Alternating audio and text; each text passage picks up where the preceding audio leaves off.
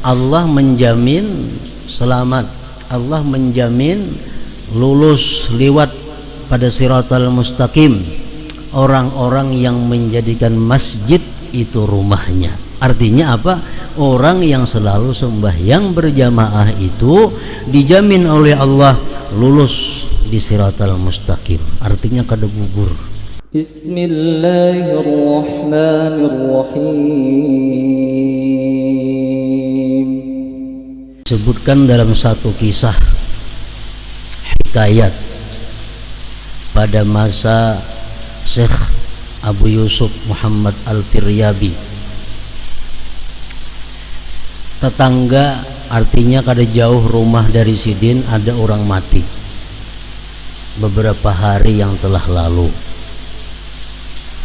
Lalu Sidin ini hendak bertakziah, hendak meilangi kepada keluarga nang kematian tadi. Sampai di rumah itu, dan sanaknya si mayit itu terus menerus menangis.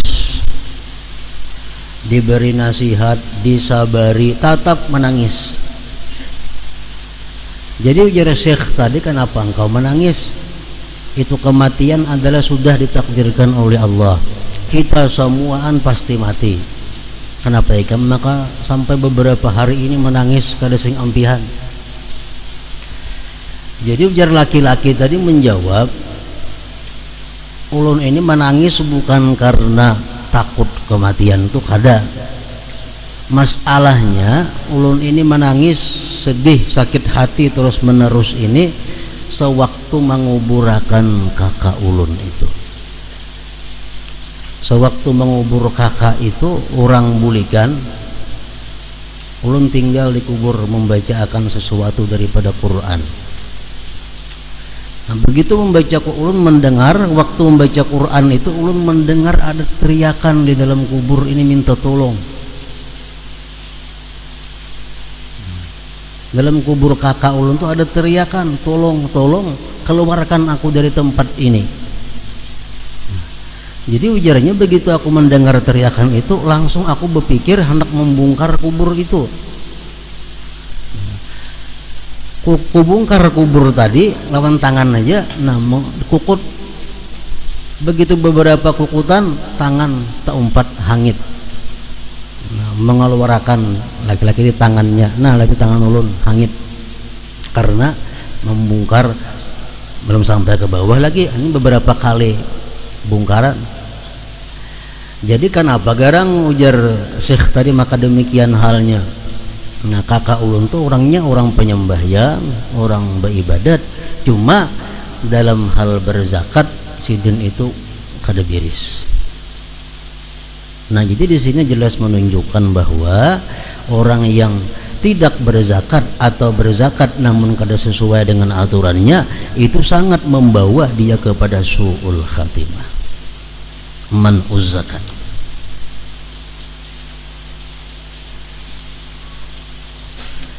Yang ketiga, tarkul hajj ma'al qudrati alaih. Kada naik haji padahal mampu.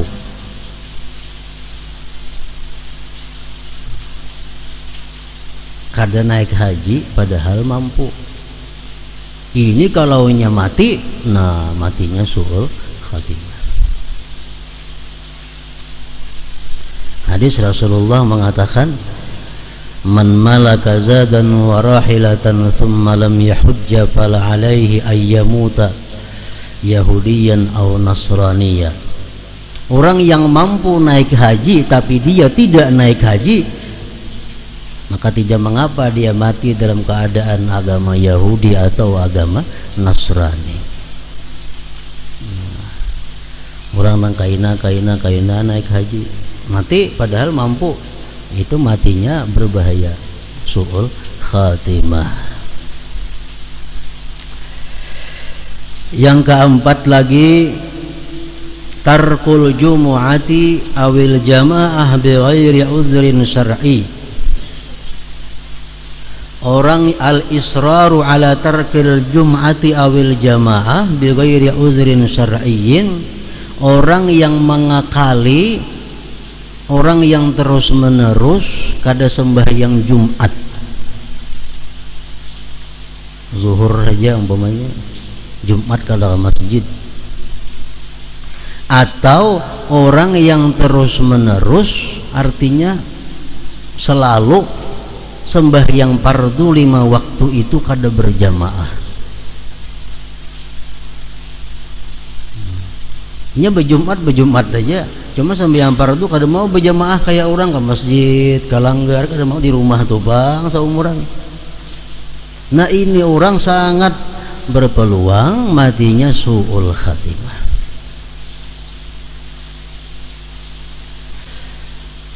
Ibnu Mas'ud mengatakan daripada Rasulullah, man sarrahu ayyalqallah ghadan muslima falyuhafiz ala hadhihi salawat haitsu yunada bihinna.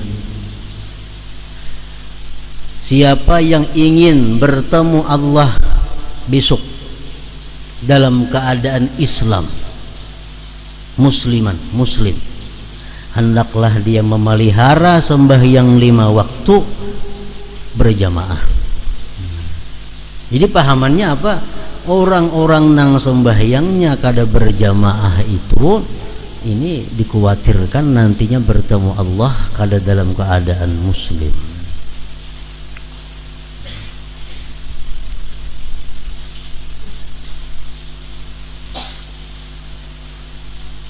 Ada hadis Rasulullah yang mengatakan Allah menjamin selamat, Allah menjamin lulus liwat pada siratal mustaqim orang-orang yang menjadikan masjid itu rumahnya. Artinya apa?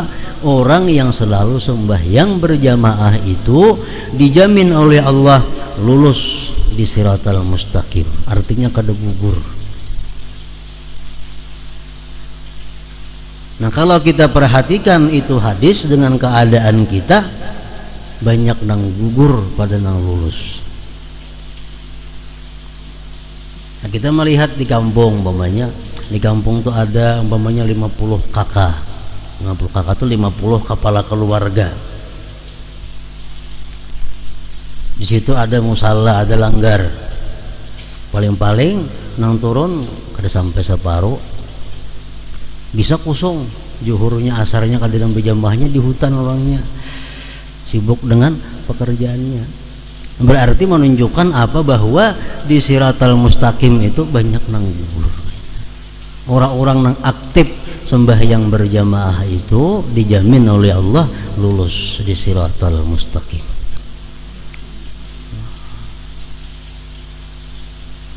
Kecuali ada uzur syar'i. Uzur syar'i itu macam hujan, jaminan uzur syar'i ngarannya, atau sakit ini sakit nang menurut syara, lain sakit nang ukuran kita, sakit nang menurut syara. Ini kada kau berjalan ke masjid karena lumpuh umpamanya, nah, itu uzur syara. Atau ingat takut keamanannya kalau dia tulak ke masjid, ke musala, nah itu uzur syara. Selama tidak uzur syara, ya macam itu tadi, dia menyirit seseorang kepada su'ul khatimah, nah meninggalkan sembahyang berjamaah.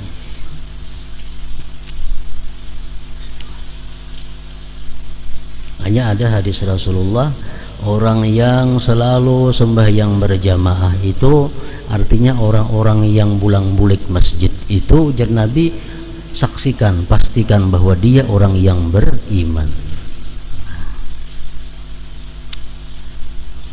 Yang kelima, dosa yang sangat berpeluang membawa kepada su'ul khatimah adalah uququl walidain, durhaka kepada orang tua, durhaka kepada ibu bapak. Ini sangat menarik kepada su'ul khatimah. Walaupun ahli ibadah, penyembahyang, pemuasa, penyumbang, sosialnya tinggi, tapi lawan ibu bapaknya durhaka. Ini dicontohkan oleh Allah, dibuktikan pada zaman Rasulullah, sahabat beliau yang bernama Alqamah. Alqamah orang yang ahli ibadah, orang yang tiap hari bertemu Rasulullah, orang yang sembahyang 5 waktu bersama Rasulullah, orang yang berjihad dengan Rasulullah. Tapi begitu dia mati, hendak mati itu kada menerima ditalkinkan zikir, kada menyahut. Mulutnya kaku, kada kau menyebut kalimat la ilaha illallah. Teliti diteliti, sekalinya apa? Ibunya sakit hati dengan tingkah lakunya Alqamah ini. Nah, padahal ini sahabatnya Rasulullah, yang ibadahnya sudah kada diragukan lagi itu. Tapi karena dia durhaka dengan kedua orang tuanya, su'ul khatimah. Untung orang tuanya memaafkan, meridai dia, sehingga dia bisa mengucap la ilaha illallah. Alqamah. Yang keenam, yang sangat berpeluang juga membawa kepada su'ul khatimah, qat'ur rahim. Qat'ur rahim ini artinya memutus tali silaturahim, kadang menghiraukan keluarga, acuh tak acuh dengan keluarga. Ini ngarannya qat'ur rahim. Ini membawa kepada su'ul khatimah. Dalam kitab Al-Kabair disebutkan kejadian yang pernah terjadi di masa lampau. Ada orang kaya naik haji. Orang kaya ini naik haji membawa duit rasanya 1000 dinar. Banyak benar duitnya 1000 dinar itu. 1 dinar itu kita anggap umpamanya 3 gram. 3 gram berapa wah ini? Kita anggap 500.000. 500.000 kali 1000 berapa? Banyak benar nolnya. Naik haji membawa duit 1000 dinar. Begitu hendak wukuf di Arafah, orang kaya ini kebingungan kemana mandak duit nih. Saran orang tuh ada di situ orang yang ahli ibadah, orang yang saleh. Icam titipakan wadah sidin duit itu. Titipakan wadah sidin duit itu icam ayo tulak ke Arafah untuk wukuf. Alhasil datangnya orang yang ahli ibadah tadi, datangnya orang yang saleh tadi, nah umpat mendak duit, ulun hendak wukuf ke Arafah, hendak titip duit di situ, berangkat ke Arafah. Begitu sampai di Arafah, selesai menunaikan ibadah haji, datangi ke rumah orang nang ahli ibadah nang saleh tadi, hendak mengambil duit, sekalinya mati orangnya mati. Takutnya nang bini na anak, adakah siring bapak di mana mandakakan duit 1000 dinar kada nang tahunya. Mana mandak duitnya? Minta saran kepada tuan guru di Makkah waktu itu. Ujar tuan guru itu menyebutkan, ikam coba datangi sumur Zam-Zam. Ikam datangi sumur Zam-Zam, lihat sumur Zam-Zam, ikam panggil rohnya. Siapa? Orang saleh itu ngarannya panggil. Karena punya ada menjawab, takuni di mana? Ikan mandak duit nang 1000 dinaran itu. Tolak ke Zam-Zam. Tengah malam sampai di Zam-Zam itu dia menyeru, wahai Pulan bin Pulan, di mana mandak duitku nang 1000 dinar? Kata dia sahutan. Kata dia menyahut. Nah. Esok hari datangnya kepada tuan guru nang menyaranakan tadi. Sudah melampiri ulun datangi ke sumur Zam-Zam, kata dia menyahut. Nah, ujar tuan guru tadi, innalillahi wa inna ilaihi rajiun. Berarti itu orang kada baik ngarannya. Jakanya orang baik menyahut di situ, di Kiau. Kalau kayak itu kita mencoba datang ke negeri Yaman. Jauh Yaman itu pada Makkah. Tapi duitnya 1000 dinar, cocok aja nanti tunti. Ikam datang ke negeri Yaman, ikam takunakan di sana ada sumur, ngarannya sumur Barhud. Sumur Barhud itu tembusannya ke neraka Jahanam. Ikam baku ciak di situ, panggil ngarannya. Pulan bin Pulan tadi. Tulak ke Yaman, takun di mana andaknya sumur Barhud itu dipedahkan orang situ. Tengah malam dia berteriak, wahai Pulan bin Pulan, di mana andak duit yang 1000 dinar? Akhirnya menjawab di situ, menjawab, duit tuh kupatak di bawah tangga. Yang datang aja ke situ, ke rumahku itu di bawah tangga, cari situ ada duitnya 1000 dinar. Lalu jar nang sugih ini kenapa pian tak kasih ini, tak Yaman sini jauhnya. Ujarnya, aku adalah sewaktu hidupku aku kadang menghiraukan, kadang memperdulikan dengan adingku nang perempuan. Kadang menghiraukan, kadang mengetahuani keadaannya kayak apa. Adingku tuh ada bini-bini. Nah, jadi ini disebut ngarannya qat'ur rahim, memutus silaturrahim. Ada bisi ading bini-bini, kada dihiraukan, kada diketahui keadaannya kayak apa, makan kahinya kada kah. Nah, kada dikawal ibadah aja. Ini qat'ur rahim. Akhirnya apa? Matinya su'ul khatimah. Nah, jadi qat'ur rahim ini sangat membawa berpeluang kepada su'ul khatimah. Yang ketujuh, biar para ulama yang membawa kepada su'ul khatimah itu ada lagi nusuduz zaujah li zaujiha, durhakanya seorang istri kepada suaminya. Ini perempuan, ini istri, kata-katanya, tingkah lakunya menyakitkan hati lakinya. Ini nusuz. Rasulullah sudah mengatakan bahwa perempuan-perempuan yang durhaka kepada suaminya itu amal ibadahnya kada diangkat kepada Allah Subhanahu wa taala. Artinya kada diterima. Kalau amal kada diterima, jelas sudah matinya akan su'ul khatimah. Yang kedelapan, adiyatu awliyaillahi ta'ala, menyakiti kekasih-kekasih Allah, menyakiti wali Allah ta'ala.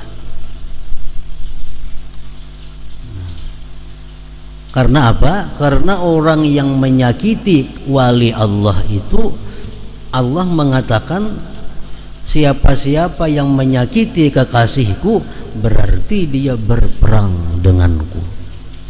Orang yang berperang dengan Allah sudah pasti akan kalah dan ke neraka. Makanya kata Imam Ja'far As-Shadiq mengatakan, Allah Subhanahu wa taala menyembunyikan ridhanya di dalam taat. Oleh karena itu jangan engkau inting taat itu sekecil apapun, karena barangkali di situ ada ridhanya Allah taala. Allah meletakkan yang kedua, Allah meletakkan murkanya pada maksiat. Jangan engkau anggap inting maksiat sekecil apapun, karena di situ ada murkanya Allah taala. Yang ketiga, Allah menyembunyikan di antara kalian wali-walinya. Allah menyembunyikan di antara kalian kekasih-kekasihnya. Oleh karena itu jangan kau menyakiti seseorang, karena barangkali itu adalah kekasih Allah Subhanahu wa taala. Menyakiti kekasih Allah, matinya su'ul khatimah. Yang kesembilan, aklu malil yatim, memakan harta yatim.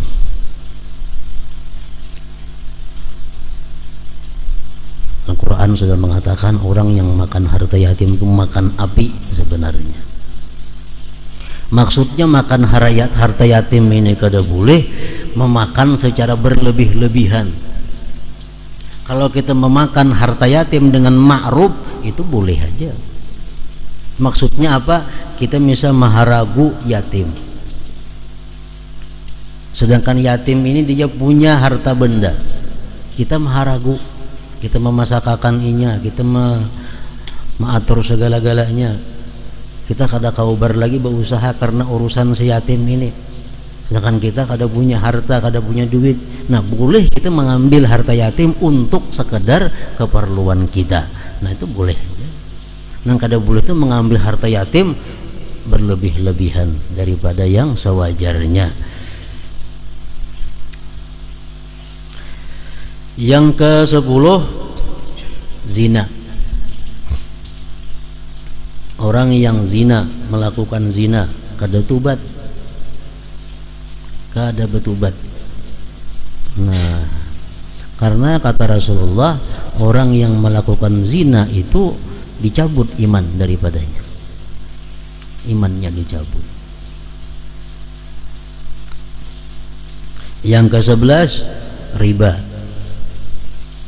Itu Quran sudah mengatakan, siapa-siapa yang kada berhenti daripada perbuatan riba, beritahukan kepadanya bahwa aku memerangi mereka, ujar Allah Ta'ala.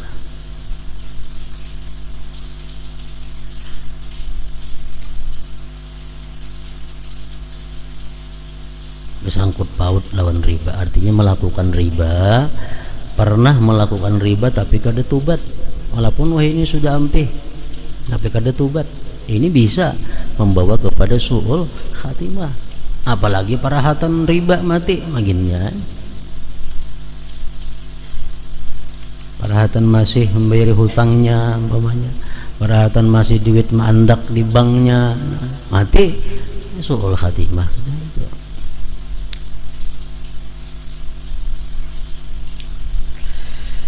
Yang ke-12, idmanul khamar. Orang yang suka minum arak, suka minum arak. Rasulullah mengatakan orang yang seteguk minum arak 40 hari amalnya ditolak. Sahirupan aja sebutul berapa hirup.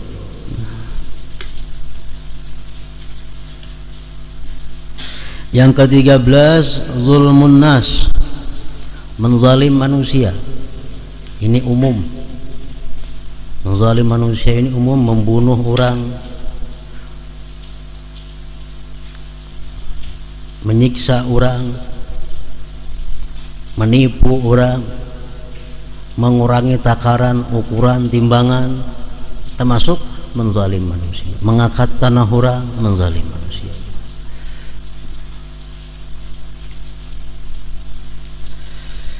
Yang ke-14, al-ghulul,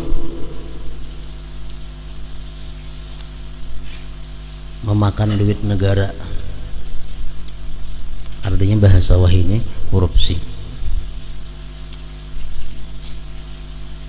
Harta negara nah mestinya untuk dibagi-bagi kepada orang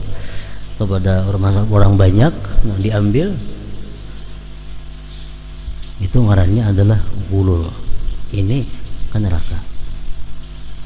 Masih ingat kita kisah pembantu Rasulullah, khadamnya Rasulullah yang bernama Karkarah. Khadamnya Rasulullah Karkarah ngarannya. Waktu peperangan umpat lawan Nabi jauh berperang. Umpat berperang lawan orang kafir. Ditumbak oleh orang kafir, rabahnya mati. Ujar orang untung Karkarah mati syahid. Ujar Nabi napa? La huwa finnar, dia masuk neraka. Bingung sahabat, kenapa masuk neraka? Maka matinya mati fisabilillah, mananya pembantu hidupnya melayani Rasulullah. Kenapa dia matinya masuk neraka wahai Rasulullah? Kata sahabat, karena dia ada mengambil harta negara yang belum dibagi. Harta pempasan perang itu harta negara. Sekalinya diperiksa, dia menyembunyikan selambar selimut di dalam kainnya, di dalam bajunya. Selambar selimut itu disembunyikannya. Ampun negara nih. Selambar selimut itu berapa harganya? Ya Nabi huwa finnar, dia di neraka. Padahal matinya dibunuh orang kafir, berperang lawan Rasulullah. Cuma karena selambar selimut mengambil harta negara, huwa finnar. Apalagi sebuah sepeda motor, bayangkan sembahyang sudah kada kakaruan, beribadah kada karuan, korupsinya luar biasa. Nah itu su'ul khatimah. Yang ke-15, al-idrar bil wasiyah. Dia berwasiat memudaratkan orang lain. Dia punya wasiat, tapi wasiatnya ini adalah mudarat jadinya orang lain. Ujar Rasulullah dalam suatu hadis, ada seorang perempuan dan seorang laki-laki yang beribadah penuh 60 tahun. Tapi karena dia begitu hendak mati, dia berwasiat dengan wasiat yang memudaratkan orang lain, akhirnya dia masuk neraka. Al-idrar bil wasiyah. Contohnya apa idrar bil wasiyah ini?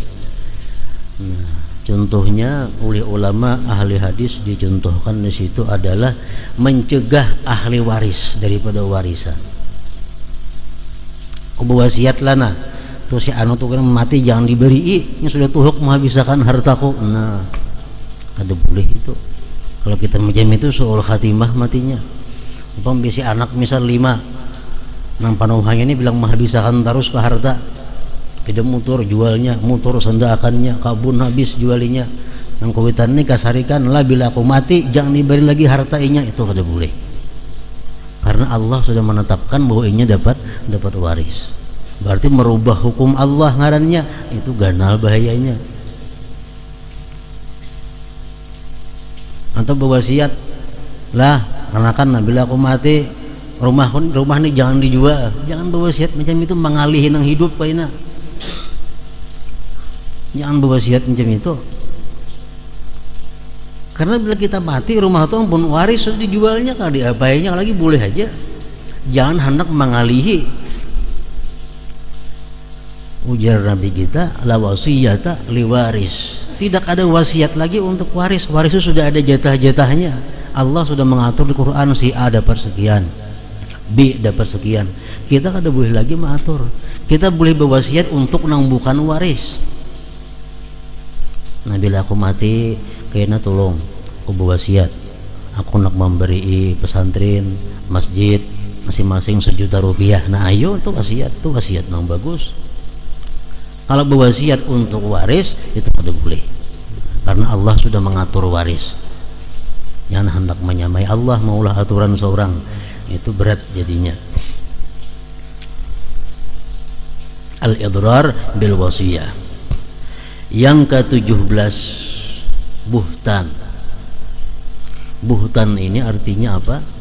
Mengada-ada orang lain, mendakwa orang lain yang bukan-bukan. Lebih jelasnya, buhtan ini adalah kita mengaibkan, mencela orang lain dengan cela yang tidak ada pada dirinya. Nah, itu kada boleh. Berat itu, buhtan itu.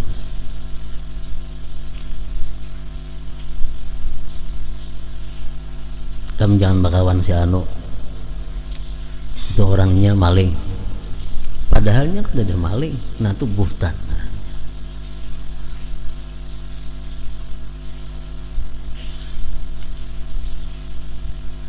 Lihat orang punya banyak dapat duit, tuh dapat duit itu merampok di mana atau, padahal ada dayanya, buhtan itu ngarannya. Nah, ini berat. Lebih berat daripada zina. Lebih berat daripada zina. Yang ke-17, ghibah. Orang yang suka menggibah ini matinya su'ul khatimah. Gibah ini adalah mencela orang dengan aib yang ada pada orang itu. Mencela orang, tapi memang orang itu benar-benar ada aib. Itu ghibah ngarannya. Jangan juga itu.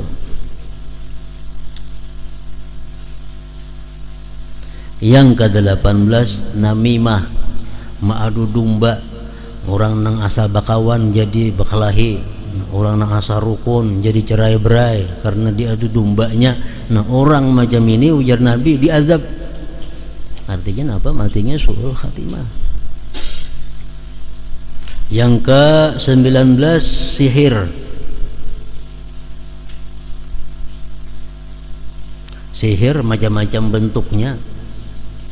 Sihir ini menggunakan hal-hal yang sifatnya bukan diridai Allah, hal-hal yang sifatnya kafir, menggunakan syaitan, menggunakan mantra-mantra jin untuk mencapai tujuannya. Mulai hal nang halus sampai hal-hal nang ganal. Nang halus macam apa, panglaris toko supaya payu, lalu maulah mantra-mantra sihir diandak di toko supaya payu, atau supaya orang hakun lawan seorang disihir orangnya, sihir juga. Atau sarik lawan orang lalu diparang maya, sihir juga. Sihir ini ada dan kita wajib percaya sihir itu ada. Quran mengatakan sihir itu ada dan Rasulullah pernah disihir. Yang ke-20 qatlun nafsi, bunuh diri. Bunuh diri. Rasulullah pernah berperang dalam satu peperangan. Lalu ada sahabat beliau tuh yang dipedang oleh musuh. Nah, kesakitan nih ya. Kelapak ditimpasnya oleh orang kafir. Rupanya asa kada tahan lagi nya menyandang nih, diambilnya pedangnya seorang, dicucukkannya ke parutnya seorang. Bunuh diri. Jar Nabi huwa finnar, dia masuk dalam neraka dan dia akan diazab setiap hari dalam neraka dengan mencucuk parutnya dengan pedang itu. Jadi hadis Nabi demikian mengatakan orang yang mati minum racun, ujar Nabi kita kena di dalam neraka dia tiap hari diminumi racun. Orang yang matinya bergugur di gunung di tempat nang tinggi kena tiap hari digugurakan orang dalam neraka situ. Orang nang bunuh diri bergantung di neraka bergantung juga hari-hari.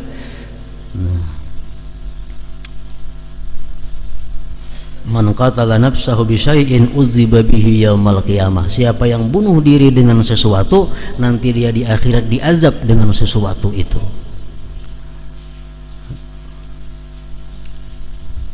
Yang ke-21 al-kadzib 'ala Allah wa rasulih, berdusta atas nama Allah dan Rasul.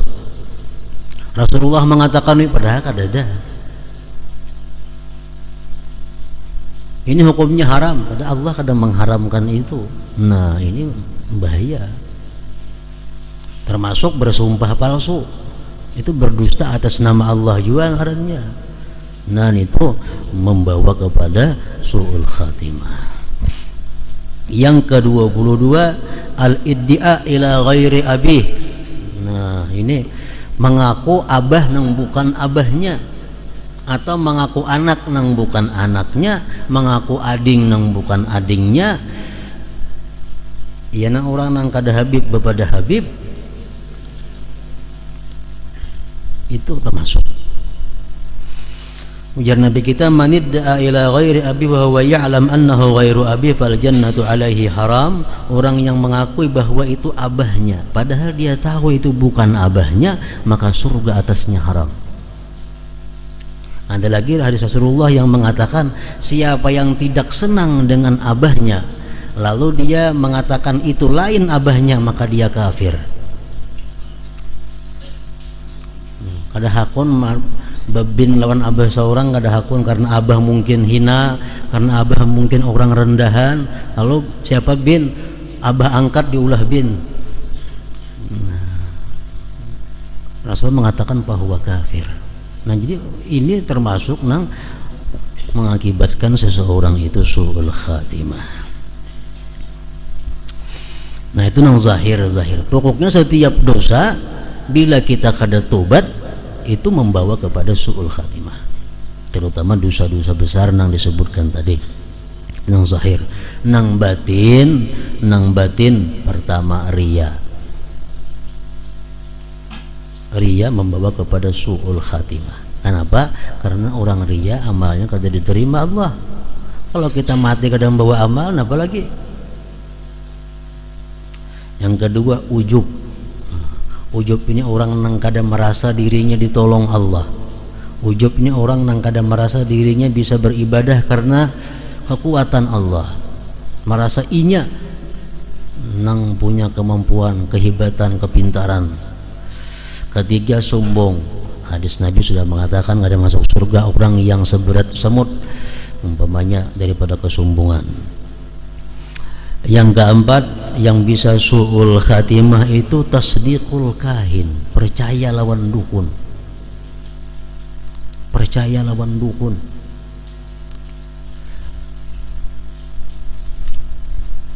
Rasulullah mengatakan siapa yang percaya dengan dukun berarti dia berlepas daripada aku, kata Rasulullah.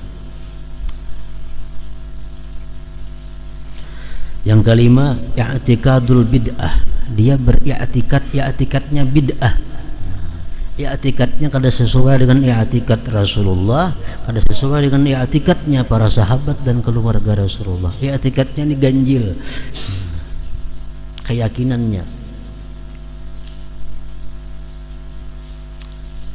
Umpamanya dia mengiktikadkan bahwa Allah Ta'ala itu berada di atas langit. Nah, itu i'tikad bid'ah.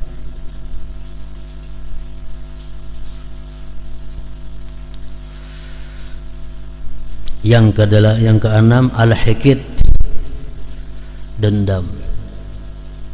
Artinya ada menyimpan kebencian kepada seseorang.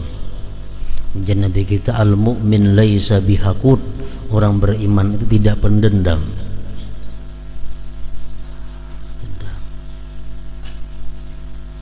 Al-hasad, iri dengki, su'ul khatimah akhirnya. Kenapa? Karena hasad ini memakan kebajikan yang ada, sebagaimana memakannya api terhadap kayu yang kering. Akhirnya mati, habis, kada diisi amal lagi karena iri dengkinya. Yang kedelapan, al-amnu min makrillah, merasa aman daripada perdaya Allah. Maksudnya apa? Orang yang mati rasa yakin husnul khatimah. Nah, ya itu sudah macam su'ul khatimah. Matinya ini asa yakin sudah husnul khatimah. Nah, aku mati ini aman aja, insyaallah husnul khatimah. Nah, asa yakin walaupun baik insyaallah ada boleh, tetap kita mesti ragu-ragu, mesti takut tentang akhir daripada hayat itu. Kalau kita merasa sudah husnul khatimah, wah ya sudah tuh su'ul khatimah jadinya. Yang kesembilan, di antara dosa-dosa batin yang membahayakan kepada akhir hidup kita adalah bughdhu ahli baitin nabi wa ashabih, benci. Dalam hati ini artinya ada kebencian dengan keluarga Rasulullah atau sahabat-sahabat Rasulullah. Itu pun membahayakan kita, menarik iman, mengeluarkan iman daripada hati sewaktu kita hendak dicabut roh itu.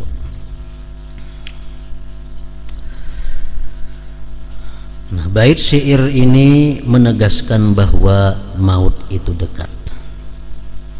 Agar dapat merasakan betapa dekatnya maut dengan diri kita, maka kita harus berusaha mengingat, merenungkan dan memikirkan maut, serta merasa takut akan kematian yang buruk atau datang secara tiba-tiba. Janganlah kita lalai, tetapi hendaknya kita berusaha menghadapi maut dengan tobat yang tulus.